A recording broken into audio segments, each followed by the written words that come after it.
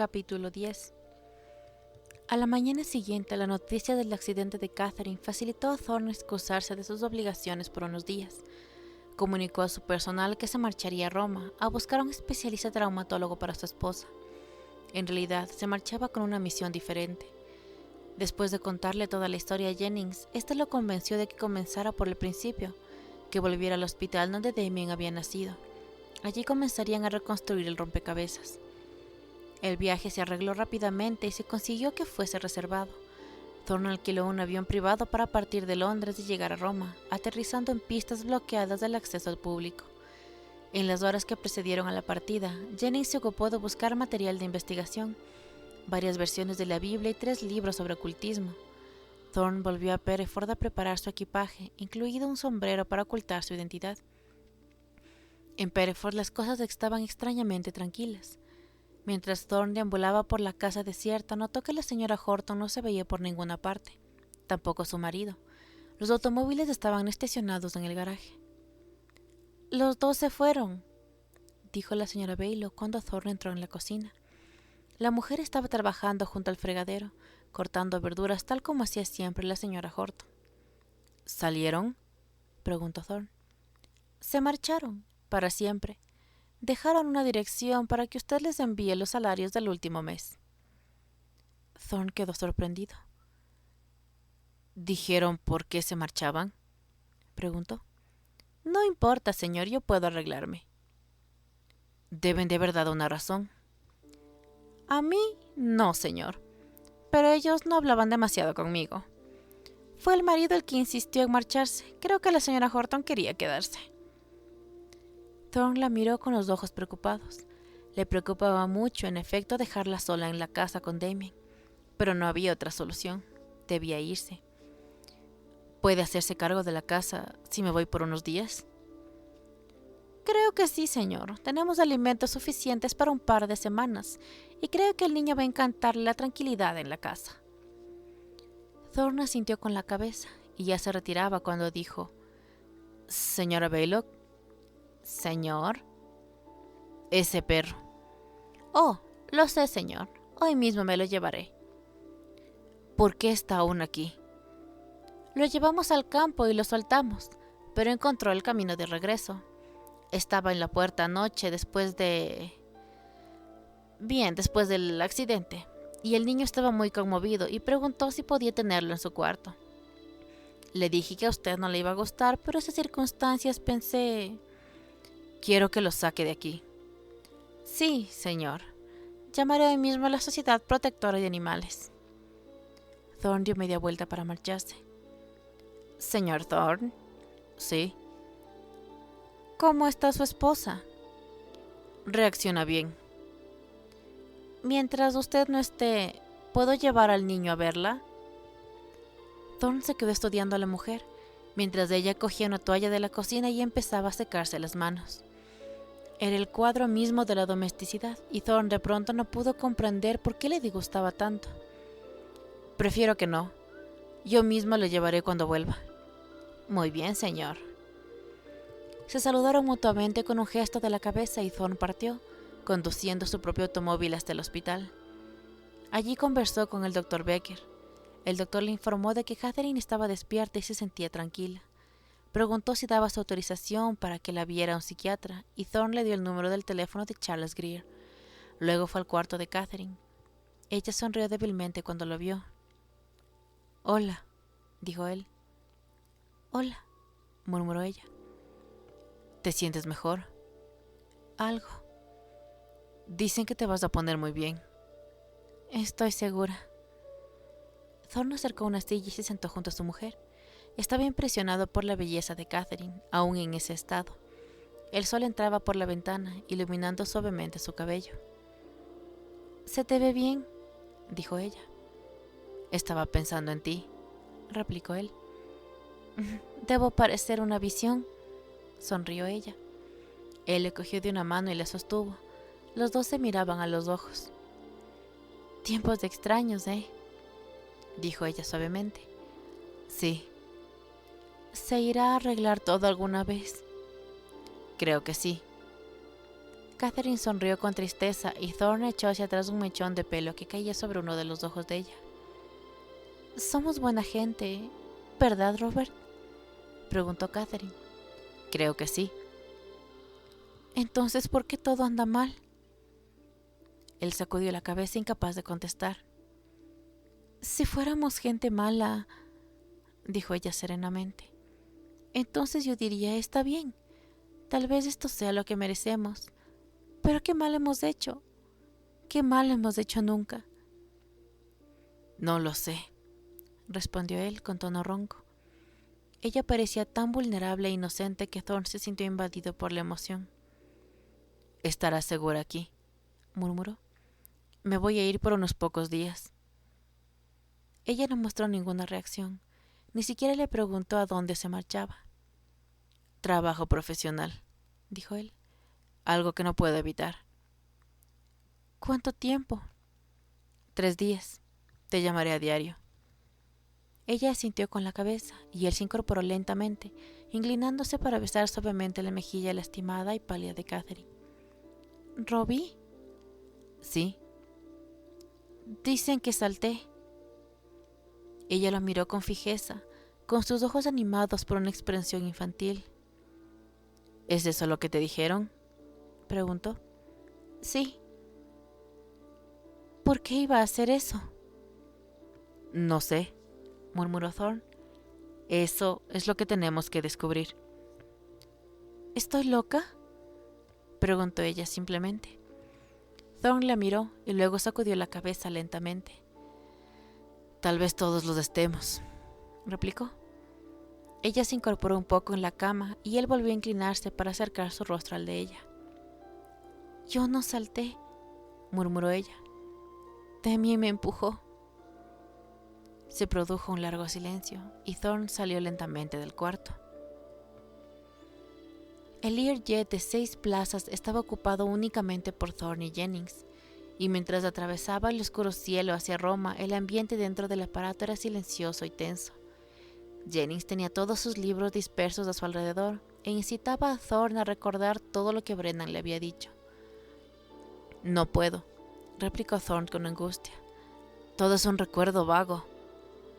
«Empiece por el principio. Dígame todo lo que pueda».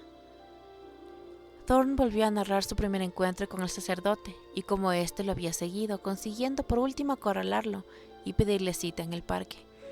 En este encuentro, el segundo, había recitado el versículo. «Dijo algo que surge del mar». Thorne balbuceaba mientras se esforzaba por recordar. «Acerca de la muerte y ejércitos y el imperio romano». «Tiene que esforzarse y recordar mejor». Yo estaba perturbado, pensé que él estaba loco. No le escuché realmente. «Sí que lo escuchó, lo oyó. Tiene la clave de esto, así que dígamela». «No puedo». «Esfuércese».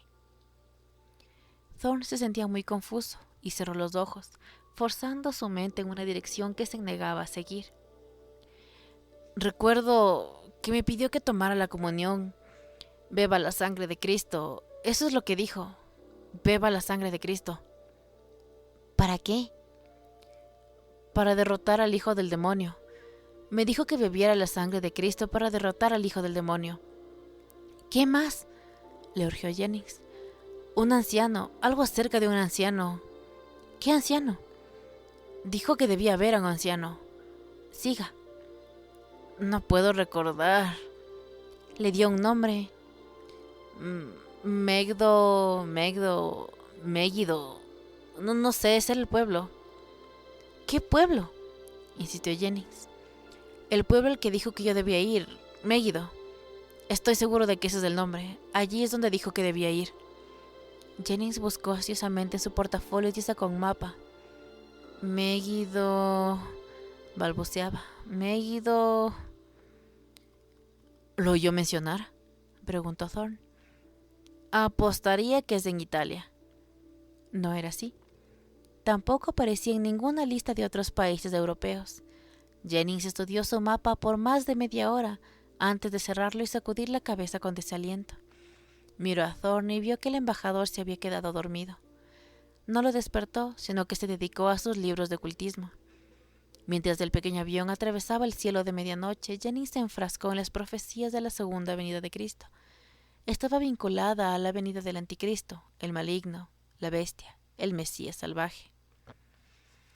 Y a esta tierra viene el salvaje Mesías, el hijo de Satán en forma humana, engendrado mediante la violación de una bestia de 4 patas. Así como el joven Cristo difundió el amor y la generosidad, el Anticristo difundirá el odio y el temor, recibiendo sus mandamientos directamente del infierno. El avión aterrizó con una sacudida. Jennings recogió sus libros que se cayeron en torno de él. Estaba lloviendo en Roma y los truenos retumbaban ominosamente sobre ellos. Atravesando rápidamente el vacío aeropuerto, se acercaron a un coche de alquiler que los esperaba. Jennings se adormeció mientras avanzaba lentamente bajo el aguacero hacia el otro lado de la ciudad. Thorne permaneció en acongojado silencio mientras pasaba frente a las iluminadas estatuas de la Vía Véneto, porque recordaba que él y Catherine, cuando eran jóvenes y estaban llenos de esperanzas, habían vagado cogidos de la mano por esas mismas calles. Eran inocentes y estaban enamorados. Recordaba su perfume y el sonido de su risa. Habían descubierto Roma de la misma manera que Colón había descubierto América. La reclamaban como propia. Habían hecho el amor por la tarde allí. Ahora, mientras Thorne contemplaba la noche, se preguntaba si volverían a hacer el amor alguna vez. «Ospedale Generale», dijo el conductor cuando detuvo bruscamente el vehículo. Jennings se despertó y Thorne escrutó el lugar a través de la ventanilla. En su rostro había un gesto de confusión. «No es aquí», dijo. «Sí, Ospedale Generale». «No, era viejo y de ladrillos, recuerdo». «¿Es la dirección correcta?», preguntó Jennings. «Ospedale Generale», repitió el conductor. «Es diferente», insistió Thorne italiano. «Ah», replicó el hombre. «Fuoco, 3 anni più o meno». «¿Qué es lo que dice?», preguntó Jennings. «Fuego», replicó Thorne. «Fuoco es fuego».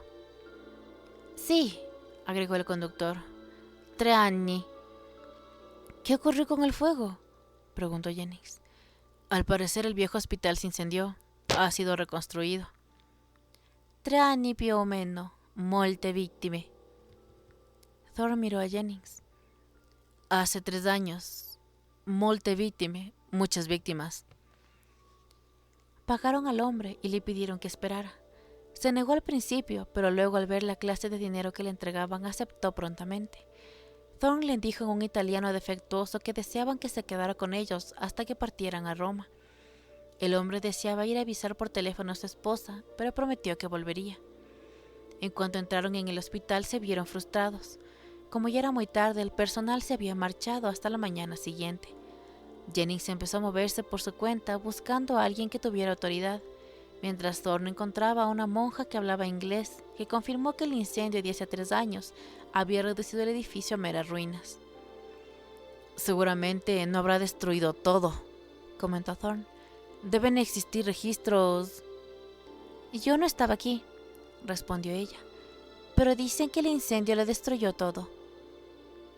«¿Es posible que algunos de los papeles estuvieran guardados en otra parte?» «No sé». Thorne hizo un gesto que delataba su frustración mientras la monja se encogía de hombros sin poder ofrecer más información. «Vea», dijo Thorne, «esto es importante para mí.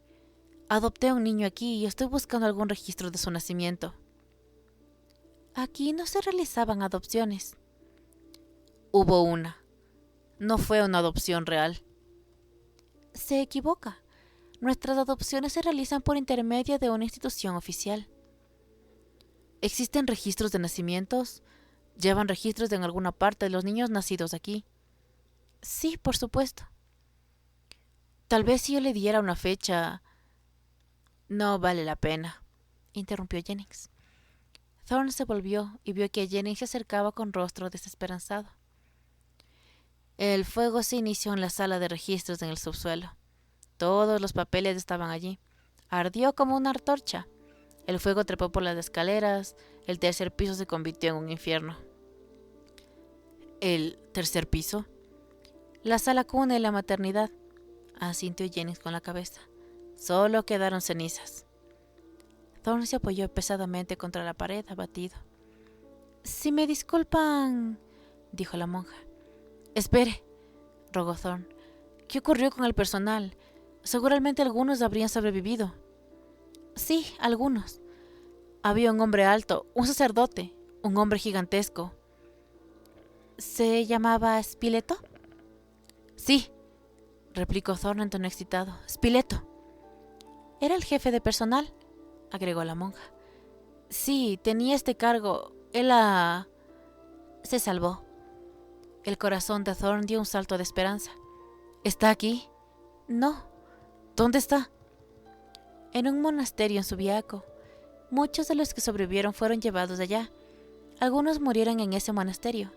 El padre Spileto pudo haber muerto, pero se salvó del incendio. Se decía, lo recuerdo, que era un milagro que no hubiese muerto. Estaba en el tercer piso en el momento del incendio. ¿Subiaco?, preguntó Jennings. La monja asintió con la cabeza. El monasterio de San Benedetto. Corrieron hacia el coche y se lanzaron sobre los mapas de Jennings. Subiaco estaba en la región meridional de Italia. Para llegar allí debían viajar toda la noche. El conductor del coche se quejó, pero le dieron más dinero. Trazaron la ruta con lápiz rojo para que pudiera seguirla mientras ellos dormían, pero estaban demasiado excitados para dormir y se dedicaron a los libros de Jennings, que estudiaron a la débil luz interior del coche que marchaba rápidamente por el campo italiano. «Maldito sea», murmuró Jennings mientras hojeaba una Biblia. «Aquí está». «¿Qué es?» «Está todo aquí en la Biblia. En el maldito Apocalipsis, cuando los judíos regresen a Sion». «Eso era», lo interrumpió Thorne excitado. «El versículo. Cuando los judíos regresen a Sion, luego algo sobre una cometa». «Eso también está aquí», dijo Jennings mientras señalaba el otro libro. «Una lluvia de estrellas y el surgimiento del Sacro Imperio Romano. Se supone que estos son los sucesos que indican el nacimiento del Anticristo, el hijo mismísimo del demonio». El coche seguía su marcha y ellos continuaban leyendo. Thorne buscó en un portafolio del texto interpretativo de que una ocasión utilizaba para preparar su discurso en el que cifraba fragmentos de la Biblia. El libro les brindó la claridad que necesitaban para interpretar los símbolos de las Sagradas Escrituras. «De modo que los judíos han regresado a Sion», afirmó Jennings cuando ya la mañana se acercaba. «Y ya ha habido un cometa. En cuanto al surgimiento del Sacro Imperio Romano, los estudiosos creen que esto muy bien puede interpretarse como la formación del mercado común». «Un tanto aventurado», consideró Thorne. «Entonces, ¿qué le parece esto?», preguntó Jennings, abriendo uno de sus libros. «El Apocalipsis dice: Él surgirá del mar eterno». Eso también era parte del versículo, el versículo de Brennan. Thorne fijó la mirada, tratando de recordar. «Del mar eterno, Él se levanta con ejércitos en cada orilla». Así es como empezaba. Estuvo citando el Apocalipsis todo el tiempo. El versículo fue tomado de ese libro. «Del mar eterno, Él se levanta». Thorne se esforzaba por recordar más. «Aquí está la clave, Thorne», dijo Jennings señalando su libro. «Dice que el Centro de Ciencias Teológicas Universales ha interpretado el mar eterno como el mundo de la política, el mar que brama continuamente con los tumultos y las revoluciones». Jennings miró fijo a Thorne. «El hijo del demonio surgirá del mundo de la política», declaró. Thorne no respondió y sus ojos se volvieron hacia el paisaje que se iba aclarando lentamente. El monasterio de San Benedetto se hallaba en un estado semirruinoso, pero la maciza fortaleza de piedra conservaba su vigor y su dignidad, aunque los elementos que la constituían empezaban a desmoronarse.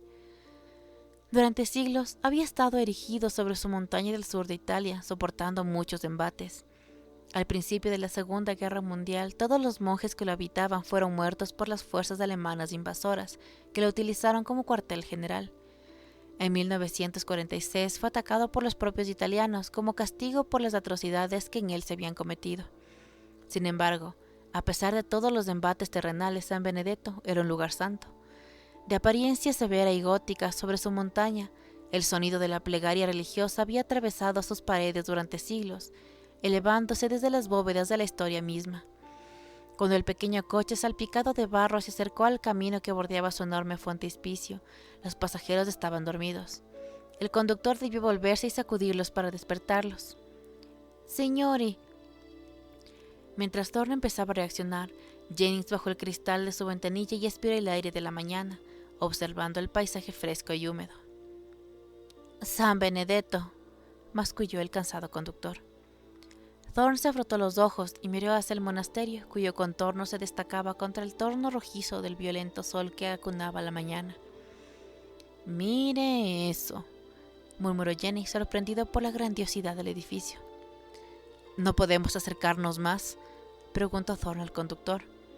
El hombre sacudió la cabeza. «Parece que no», afirmó Jennings. Dieron instrucciones al conductor para que estacionara y durmiera un poco, y empezaron la marcha al pie. Pronto se encontraron metidos hasta la cintura entre altos pastos que humedecían las peneras de sus pantalones, hasta la altura del muslo. El camino era duro y no estaban vestidos para hacerlo. Sus ropas eran un obstáculo para el esfuerzo que les exigía cruzar el campo.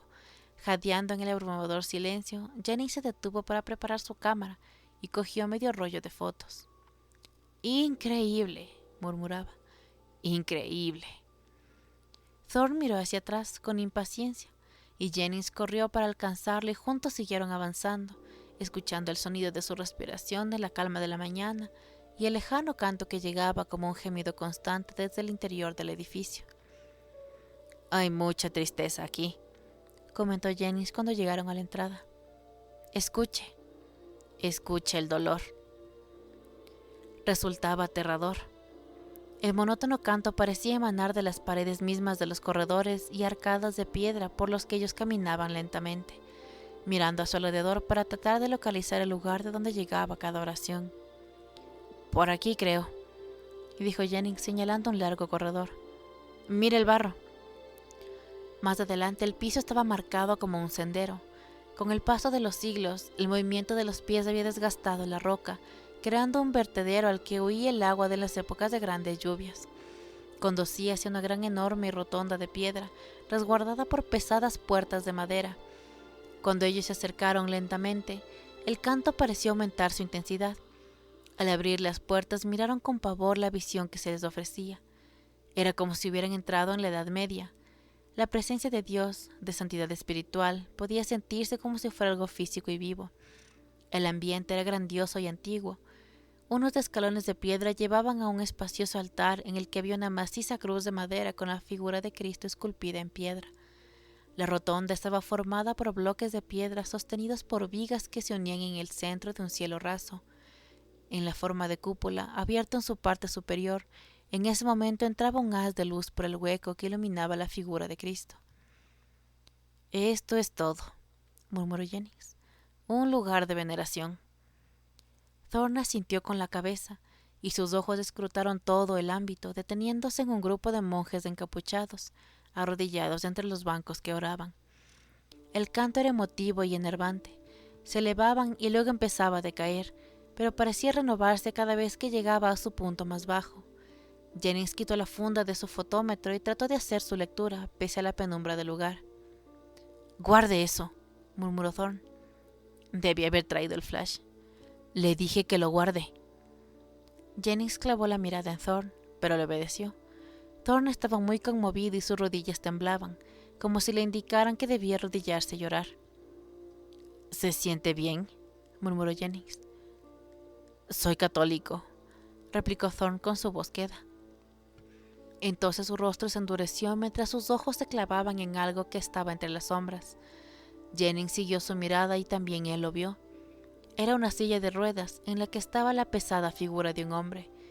A diferencia de los otros, que estaban de rodillas y con las cabezas agachadas, el hombre de la silla de ruedas estaba sentado, con el torso erguido. Su cabeza estaba ladeada y tenía los brazos sobre el regazo como paralizados. «¿Es él?», susurró Jennings. Thorne asintió con la cabeza. Sus ojos aparecían desorbitados por la aprensión. Los dos hombres se fueron acercando para poder ver mejor. Jennings pestañeó cuando pudo ver los rasgos del sacerdote. La mitad del rostro parecía literalmente fundida. Su ojo, opaco, miraba ciegamente hacia adelante. También la mano derecha estaba deformada grotescamente y asomaba bajo la manga de la arpillera como un muñón liso y brillante. «No sabemos si ve ni si oye», dijo el monje que estaba junto a Spiletto en el patio del monasterio. Desde el incendio no ha pronunciado sonido alguno. Estaban en lo que una vez fue un jardín, ahora arruinado y cubierto de trozos de estatuas. Al fin del servicio, el monje había empujado a la silla de ruedas de Spiletto, y los dos hombres lo habían seguido, acercándose solo cuando estuvieron apartados del resto. «Lo alimentan y lo cuidan los hermanos», continuó el monje, «y rogamos por su recuperación cuando su penitencia se haya cumplido». «¿Penitencia?», preguntó Thorn. El monje asintió con la cabeza. «Desdichado el pastor que abandona a sus ovejas, que su brazo derecho se debilite y su ojo derecho pierda la vista». «¿Ha perdido la gracia?», preguntó Thorn. «Sí». «¿Puedo preguntar por qué?». «Por abandonar a Cristo». Thorn y Jennings intercambiaron una mirada de entendimiento. «¿Cómo sabe usted que él ha abandonado a Cristo?», le preguntó Thorn al monje. «Por la confesión». «Pero él no habla». «Confesión escrita. Puede hacer algún movimiento con su mano izquierda». «¿Qué clase de confesión?», insistió Thorn. El monje hizo una pausa. «¿Puedo preguntarle el porqué de sus preguntas?». «Es de importancia vital», replicó Thorn con ansiedad. «Le ruego que nos ayude. Hay una vida en juego». El monje estudió el rostro de Thorn y entonces asintió. «Vengan conmigo». La celda de Spiletto era muy austera y solo contenía un colchón de paja y una mesa de piedra. Como la rotonda, tenía una claraboya abierta que permitía entrar la luz y también la lluvia. En el suelo había un charco de agua de la lluvia de la noche anterior. Thorn observó que el jergón estaba húmedo y se preguntó si todos sufrían de la misma incomodidad o si esa era parte de la penitencia particular de Spiletto. «Está dibujada sobre la mesa», dijo el monje cuando entraron. «La escribió con carbón». La silla de ruedas de Spiletto crujió cuando se desplazó sobre las piedras desiguales. Se reunieron alrededor de la pequeña mesa observando el extraño símbolo que el sacerdote había trazado. «Lo hizo en cuanto llegó aquí», dijo el sacerdote. «Dejamos el carbón sobre la mesa, pero no ha vuelto a dibujar». Era una grotesca figura trazada rudimentariamente como un dibujo infantil. Parecía inclinada y deforme, y la cabeza estaba rodeada por una línea semicircular. Lo que llamó de inmediato la atención de Jennings fueron los 3 números que rodeaban el semicírculo sobre la cabeza de la figura. Eran 3-6, como los de la marca en el muslo de Brennan. «Notará la línea curva sobre la cabeza», dijo el monje. «Representa la capucha de un monje, su propia capucha». «¿Es un autorretrato?», preguntó Thorn. «Creo que sí». «¿Y los 6?», dijo Jennings. «El 6 es del signo del demonio», respondió el monje. 7 es el número perfecto, el número de Jesús. 6 es el signo de Satán. «¿Por qué aparece 3 veces?». «Creemos que significa la Trinidad diabólica, el demonio, el anticristo y el falso profeta». «Padre, Hijo y Espíritu Santo», observó Thorn. El monje asintió. «Frente a todo lo santo hay algo profano. Es la esencia de la tentación». «¿Por qué usted considera esto una confesión?», preguntó Jennings. «Es como dice un autorretrato, o así lo creemos. Está rodeado simbólicamente por el triunvirato del infierno». «¿De modo que usted no conoce específicamente el acto que él confiesa?», dijo Jennings.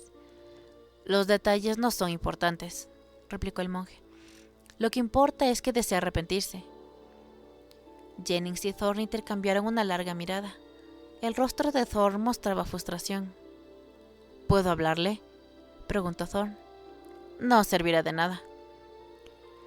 Thorn observó a Spiletto y tembló ante la vista del rostro, helado y brillante. «Padre Spiletto», dijo con firmeza, «mi nombre es Thorn». El sacerdote miraba en silencio hacia arriba sin moverse, sin oír. «No vale la pena», aconsejó el monje. Pero no sería fácil disuadir a Thorn. «Padre Spiletto», repitió, Hubo un niño. Quiero saber de dónde vino. Por favor, señor, rogó el monje. Usted se lo confesó a ellos, gritó Thorn. Ahora confiésemelo a mí. Quiero saber de dónde vino el niño. Tendré que pedirle... Padre Spileto, escúcheme, contésteme. El monje intentó llegar hasta la silla de Spileto, pero Jennings le bloqueó el paso. Padre Spileto, gritó Thorn junto al rostro mudo e inmóvil. Se lo ruego, ¿dónde está ella? ¿Quién era ella? Por favor, contésteme ahora. Y de pronto se estremecieron porque el aire en torno a ellos resonó cuando las campanas de la torre de la iglesia empezaron a tañer. Era ensordecedor. Thorn y Jennings se estremecían mientras el sonido hacía eco en la pared de piedra del monasterio. La mano del sacerdote estaba comenzando a temblar y a levantarse lentamente. ¡El carbón!, gritó Thorn. ¡Dele el carbón! La mano de Jennings se movió rápidamente para tomar el trozo de carbón que estaba en la mesa y colocarlo en la temblorosa mano. Mientras las campanas seguían tañendo, la mano del sacerdote hacía movimientos espasmódicos sobre la piedra, formando torpes letras que ondulaban con cada tañido ensordecedor. ¡Es una palabra!, exclamó Jennings con gran excitación. C, E, R. El sacerdote temblaba intensamente mientras se esforzaba por continuar. El dolor del esfuerzo se evidenció cuando su boca desfigurada se abrió, emitiendo un quejido casi animal. ¡Siga!, le urgió Thorn. V, leía Jennings. E, T. De pronto las campanas cesaron de sonar. El sacerdote dejó caer el carbón de entre sus temblorosos dedos y apoyó su cabeza sobre el respaldo de la silla. Exhaustos, sus ojos miraban hacia arriba y su rostro estaba bañado en sudor. Cuando el sonido se desvaneció en torno a ellos, quedaron en silencio, mirando la palabra garabateada en la mesa. ¿Servet?, preguntó Thorn. Servet, repitió Jennings. ¿Eso es italiano? Se volvieron hacia el monje, que miró la palabra y luego con ojos confundidos a Spileto. ¿Significa algo para usted?, preguntó Thorn. Cerveteri, replicó el monje. Creo que es Cerveteri. ¿Qué es eso?, preguntó Thorn. Es un antiguo cementerio, donde los tiempos de los etruscos, Cimiterio di Sant'Angelo. El cuerpo rígido del sacerdote volvió a temblar. Spileto gimió como si tratara de hablar, pero luego quedó silencioso y su cuerpo se relajó cuando se rindió a sus limitaciones. Thorn y Jennings miraron al monje, que sacudió la cabeza entristecido. No hay más que ruinas de Cerveteri, los restos del altar de Techulca. ¿Techulca?, preguntó Jennings. El dios demonio etrusco. Los etruscos eran adoradores del demonio. Su cementerio era el lugar de sacrificios. ¿Por qué habrá escrito ese nombre?, preguntó Thorn. No lo sé. ¿Dónde queda ese lugar?, preguntó Jennings. No hay nada allí, señor, excepto tumbas y unos pocos perros salvajes.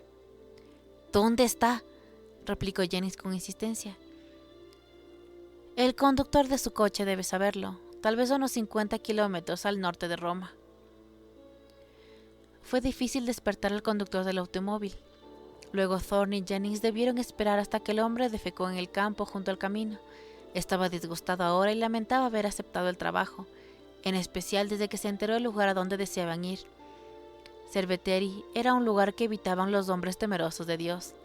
Además, no llegarían hasta después de la medianoche. La tormenta que se cernía sobre Roma se había extendido hacia afuera, y las fuertes lluvias entorpecían el viaje cuando abandonaron la carretera principal y pasaron a una ruta más antigua que estaba llena de barro y baches. El coche vaciló cuando su rueda trasera izquierda se deslizó en un surco y todos debieron descender para empujarlo. Cuando volvieron a sentarse en el vehículo, estaban empapados y temblaban de frío. Jennings miró su reloj y vio que era cerca de las 12 de la noche. Fue su último pensamiento antes de quedarse dormido. Cuando se despertó, varias horas más tarde, se dio cuenta de que el coche no se movía y de que todo estaba en silencio. Thorn estaba dormido a su lado, envuelto en una manta. Del conductor solo podía divisar los zapatos, embarrados por lo que se había tendido en el asiento delantero, y roncaba. Jennings manipuló la manecilla de la portezuela y salió de la noche, vacilando hasta alcanzar un grupo cercano de arbustos donde orinó. Faltaba poco para el amanecer y el cielo estaba empezando a mostrar las primeras señales de luz. Jennings parpadeó repetidas veces, tratando de ver entre las sombras que lo rodeaban. Lentamente comprendió que habían llegado a Cerveteri. Frente a él había un cerco formado con espigotes de hierro, e inmediatamente detrás se percibían los contornos de las lápidas bajo el cielo que se estaba empezando a iluminar. Volvió hacia el coche y miró a Thorne. Luego miró su reloj. Faltaban 10 minutos para las 5. Caminando sin hacer ruido hasta la portezuela del conductor, pasó el brazo y quitó las llaves del contacto. Luego fue al maletero, que abrió cuidadosamente, levantando después la tapa que se movió con un chirrido. Pero el ruido no despertó a los hombres que dormían. Jennings, en la oscuridad, buscó su cámara y le puso un rollo nuevo a la película. Luego probó el flash, que se encendió ante sus ojos y lo cegó por un momento, haciéndolo vacilar. Esperó que su visión se normalizara y entonces cargó el equipo al hombro, deteniéndose cuando sus ojos divisaron un trozo de hierro que estaba envuelto con trapos sucios en grasa en un rincón del maletero. Lo cogió y lo colocó debajo de su cinturón. Luego cerró la tapa con cuidado y caminó en silencio hasta el cerco de hierro rumbroso. El suelo estaba húmedo y Jennings no se sentía muy helado. Tiritó mientras caminaba a lo largo del cerco. Buscaba un punto de entrada. No había ninguno. Asegurando a su equipo, escaló el cerco con la ayuda de un árbol cercano, prendiendo un pie por un instante, desgarrándose el abrigo cuando cayó al suelo del otro lado. Después de incorporarse y ajustarse sus cámaras, se dirigió hacia el interior del cementerio. El cielo se estaba tornando más claro ahora y Jennings podía ver los detalles de las lápidas y de las deterioradas estatuas que lo rodeaban. Eran muy complejas y aparatosas y estaban bastante desfiguradas por el deterioro. Rostros como gárgolas con expresiones desgarradas, criptas, algunas semiderruidas, en las que se movían los ratones despreocupados de su presencia, entrando y saliendo de los agujeros. Aunque estaba helando, Jennings sintió que transpiraba. Miró a su alrededor inquieto mientras avanzaba a través de la hierba abundante. Sintió como si lo estuviesen vigilando. Los ojos vacíos de las gárgolas parecían seguirlo cuando él pasaba. Se detuvo tratando de quietar su desasosiego. Sus ojos miraban hacia arriba y quedaron clavados en lo que vieron. Era un gigantesco ídolo de piedra que miraba hacia abajo desde su altura, con el rostro congelado en una expresión de ira, como si se resintiera ultrajado por la invasión del fotógrafo. Jennings tuvo dificultades para respirar mientras miraba hacia arriba. Los ojos salientes del ídolo parecían exigirle que se retirara. Su rostro parecía humano, pero su expresión era animal. Una frente profundamente arrugada y una nariz bulbosa, una boca carnosa abierta en una expresión de ira. Jennings sofocó una oleada de temor y consiguió levantar la cámara. Tomó 3 fotos con el flash, que atacó el rostro de piedra como una sucesión de repentinos relámpagos. Dentro del coche, los ojos de Thorne se abrieron lentamente y se dio cuenta de que Jennings se había ido. Salió del automóvil y vio ante sí el cementerio, con sus rotas estatuas iluminadas, ahora por los primeros rayos del amanecer. «¿Jennings?». No tuvo respuesta. Thorne fue hasta el cerco y volvió a llamar. Le respondió un sonido lejano. Era un sonido de pasos dentro del cementerio, como si alguien caminase hacia él. Thorne se asió con fuerza de las barras resbaladizas y con gran esfuerzo se elevó sobre el cerco y cayó al suelo del otro lado. El sonido de pasos había cesado. Thorne buscó entre el grupo de estatuas que había más adelante, obligándose a andar camino hacia adelante. Sus zapatos hacían ruido al hundirse en el barro. Las gárgolas que parecían cabezas aparecieron a la vista y Thorne se sintió enervado. Había allí una cierta calma que él había experimentado ya antes. Un silencio suspendido como si la atmósfera misma estuviese conteniendo la respiración. Fue en Pereford donde lo había sentido antes, la noche que vio los ojos que le observaban desde el bosque. Se detuvo ahora, temiendo que otra vez estuviesen observándolo. Sus ojos escrutaron las estatuas y se detuvieron en una maciza cruz invertida fijada al suelo. Se puso rígido. De algún punto detrás de la cruz llegó un sonido. Otra vez era el sonido de pasos, pero esta vez se acercaban rápidamente hacia él. Thorne quiso correr, pero estaba como clavado al suelo, con los ojos agrandándose a medida que el sonido se aproximaba. ¡Thorne! Era Jennings, sin aliento y con los ojos desorbitados, que atravesaba a la carrera un grupo de arbustos. Thorne respiró con fuerza, todavía tembloroso. Jennings se adelantó rápidamente con el hierro ácido, con fuerza en la mano. ¡Lo encontré!, jadeó. ¡Lo encontré! ¿Encontró qué? ¡Venga, venga conmigo! Empezaron a correr a través de la vegetación. Jennings sorteaba las lápidas como un soldado que corre una carrera de obstáculos, y Thorne se esforzaba por seguirlo. ¡Allí!, exclamó Jennings cuando se detuvieron en un claro. ¡Mire, son esas! A sus pies había 2 tumbas, cavadas una junto a la otra. A diferencia de las otras, eran bastante recientes. Una era de tamaño normal, la otra pequeña. Las lápidas carecían de todo adorno y solo tenían nombres y fechas. ¿Ve las fechas?, preguntó Jennings con gran excitación. 6 de junio. 6 de junio, hace 4 años. Una madre y su hijo. Thorne se acercó lentamente y se paró junto a él, mirando hacia los montículos. Son las únicas recientes en todo el lugar, dijo Jennings con orgullo. Las otras son tan antiguas que ni se puede leer. Sin contestarle, Thorne se arrodilló y miró las lápidas para ver las inscripciones. María Avedici Santoya, leyó. Bambino Santoya, in morte ignate amplexandatur generaciones. ¿Qué significa? Es latín. ¿Qué dice? En la muerte y en el nacimiento las generaciones se acercan. Todo un hallazgo, me parece.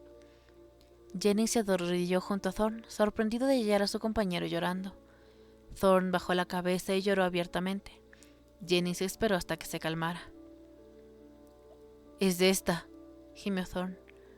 Lo sé, mi hijo está enterrado aquí.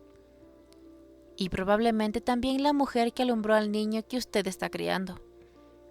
Thorne miró a Jennings a los ojos. María Santoya, dijo Jennings señalando la lápida. Aquí hay una madre y un hijo. Thorne sacudió la cabeza tratando de comprender. Mire, dijo Jennings, usted exigió a Spiletto que le dijera dónde estaba la madre. Esta es la madre, y este probablemente es su hijo. Pero, ¿por qué aquí? ¿Por qué en este lugar? No sé. Jennings miró a Thorne. Ambos se encontraban perplejos. Solo hay un modo de averiguarlo, Thorne. Ya que hemos venido hasta aquí, sería mejor que lo hiciéramos. Elevó la barra de hierro y la clavó con fuerza en la tierra. La herramienta produjo un sonido sordo al clavarse. Es bastante fácil, debe estar a unos 30 centímetros. Empezó a cavar con su barra y fue arrojando a los terrenones que apartaba con las manos. ¿Se decide a ayudarme?, preguntó Jennings, y Thorne lo hizo de mala gana.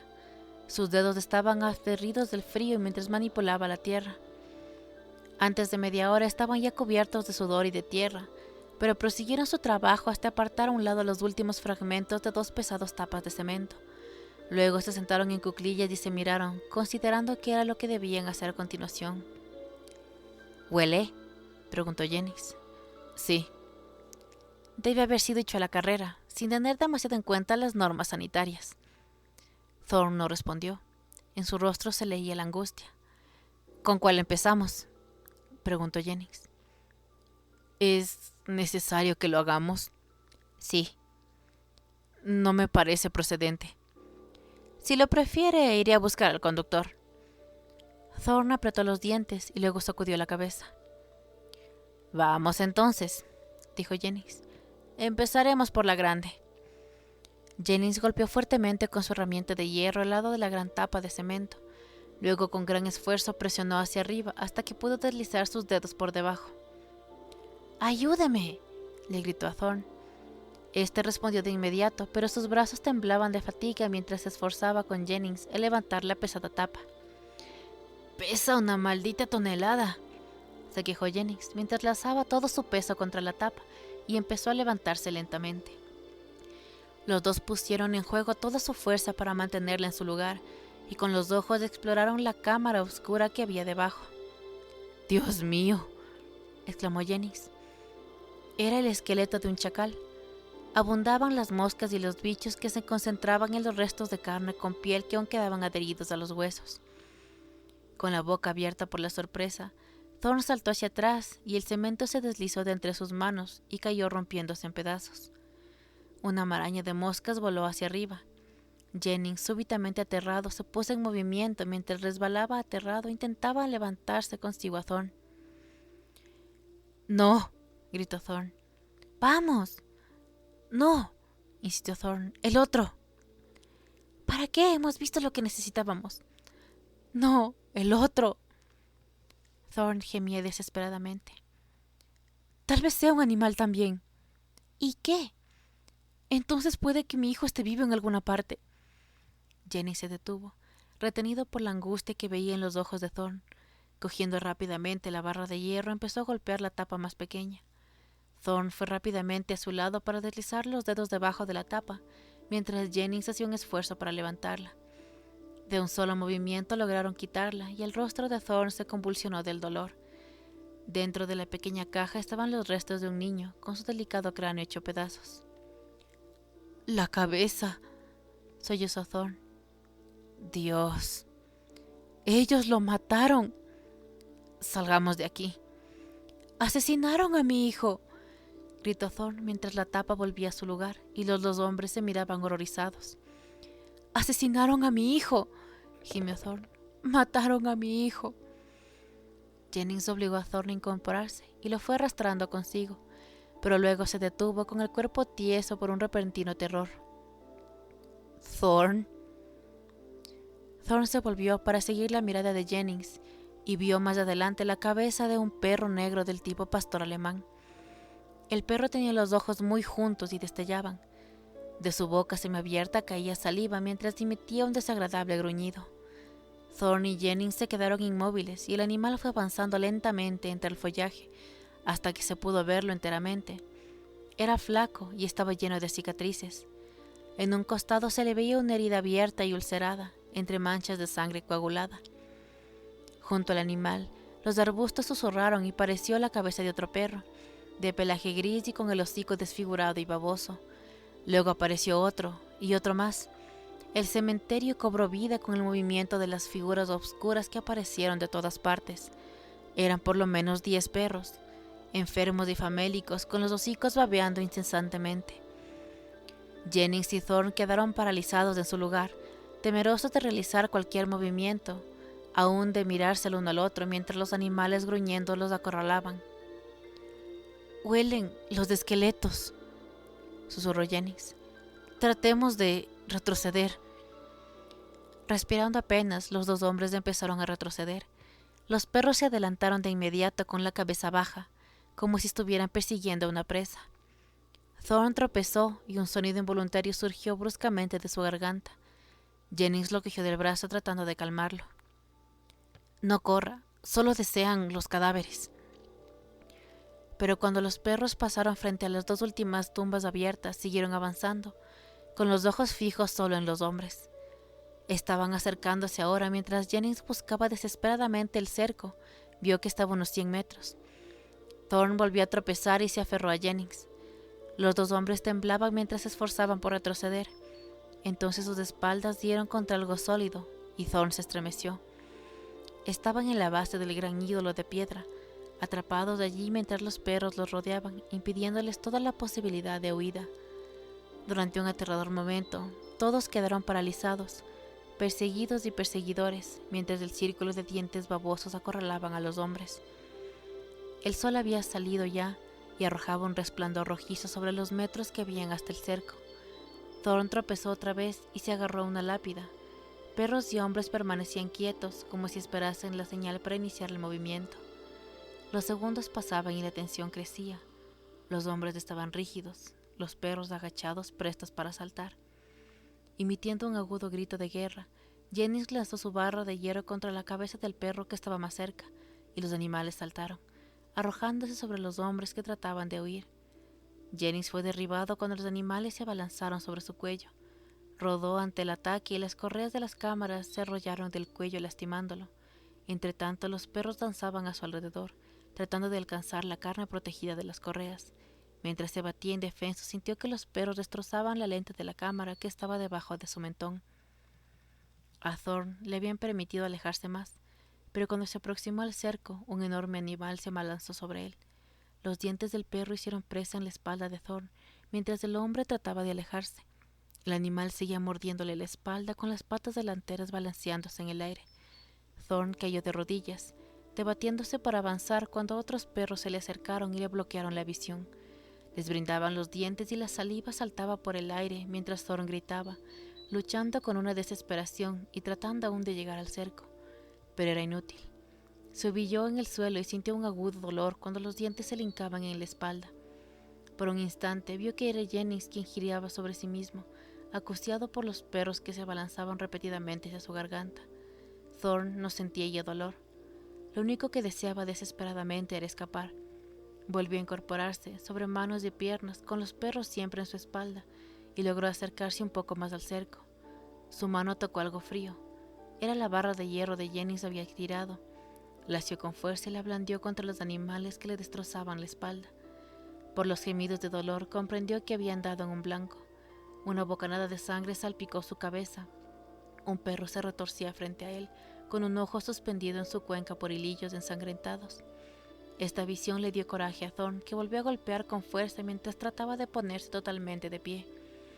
Jennings rodó sobre sí mismo hasta que llegó al pie de un árbol, debatiéndose por incorporarse, mientras los perros bramaban a su alrededor, sin dejar de atacar la cámara y las cuerdas que protegían el cuello del hombre.